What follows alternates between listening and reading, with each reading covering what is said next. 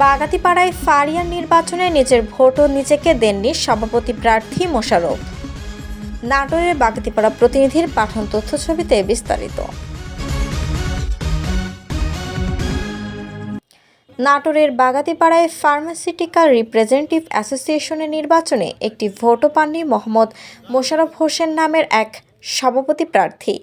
বুধবার 12 ফেব্রুয়ারি রাতে উপজেলা দয়ারামপুর বাজারে অনুষ্ঠিত নির্বাচনে এ ঘটনা ঘটে। ওই প্রার্থী গ্লোব ফার্মাতে কর্মরত রয়েছেন। জানা গেছে, ফারিয়ার বার্ষিক কমিটি গঠনের লক্ষ্যে নির্বাচন অনুষ্ঠিত হয়।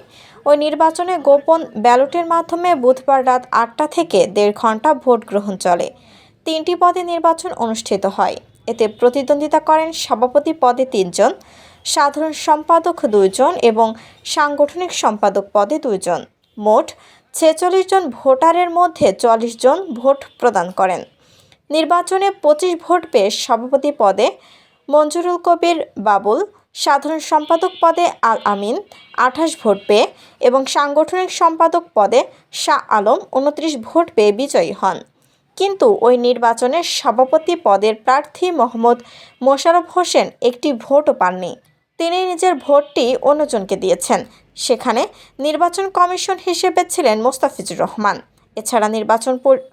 এছাড়া নির্বাচন পর্যবেক্ষক হিসেবে মেডিকেল অফিসার, উপজেলা ড্রাগ অ্যাসোসিয়েশনের নেতারা, ছাত্র প্রতিনিধি, সাংবাদিক ও সুধীজন উপস্থিত ছিলেন।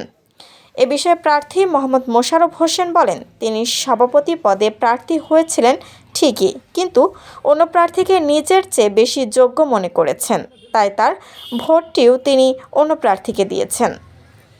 শিলা আক্তার, ডেস্ক রিপোর্ট, চ্যানেল এ নিউজ।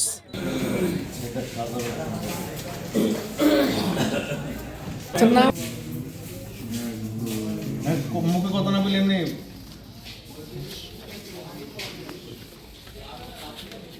মুখে সাউন্ড না করে বলতে হবে।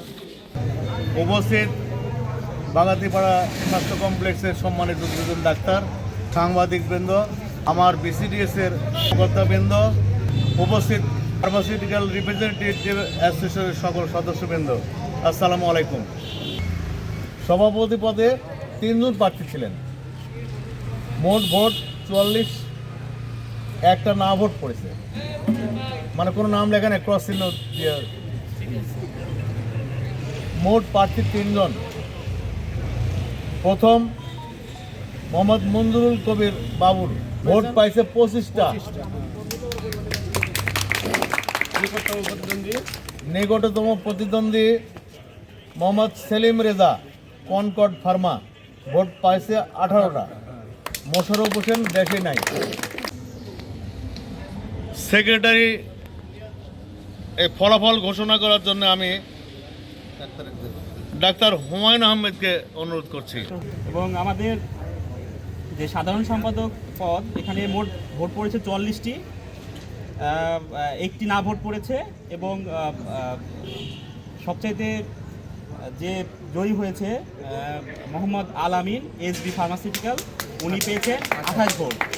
তার নিকটতম প্রতিদ্বন্দ্বী মোহাম্মদ ফয়সাল আহমেদ, বিকন ফার্মাসিউটিক্যাল, তিনি পেয়েছেন 15টি ভোট। 44টা ভোটার, 46 জনের মধ্যে 44 জন উপস্থিত, 2 জন অনুপস্থিত। 44 ভোটের মধ্যে মোহাম্মদ শাহ আলম, উনি পেয়েছেন 29 ভোট এবং তার নিকটতম প্রার্থী মোহাম্মদ রবিউল ইসলাম, উনি পেয়েছেন 15 ভোট। মোহাম্মদ শাহ আলম।